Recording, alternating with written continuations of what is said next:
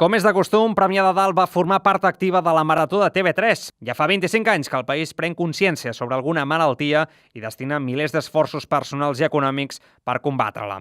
Aquest diumenge es va culminar el recapte de diners amb activitats que es van fer durant tot el dia al Centre Cultural Sant Jaume per tal que els veïns de Premià deixessin la seva aportació solidària. Al Sant Jaume s'hi van poder veure diferents paradetes que tenien per objectiu vendre d'allò més per tal de destinar tots els beneficis a la Marató.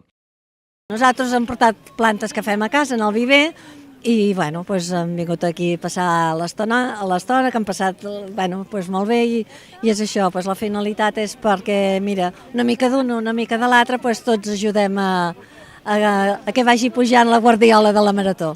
D'altra banda, també hi havia inflables pels més menuts i un torneig de pàdel a les instal·lacions del Sant Jaume.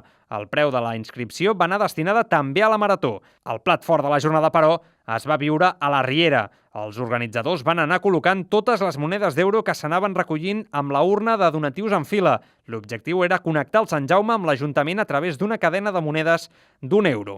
Finalment, la cadena va aconseguir sumar un total de 10.000 euros.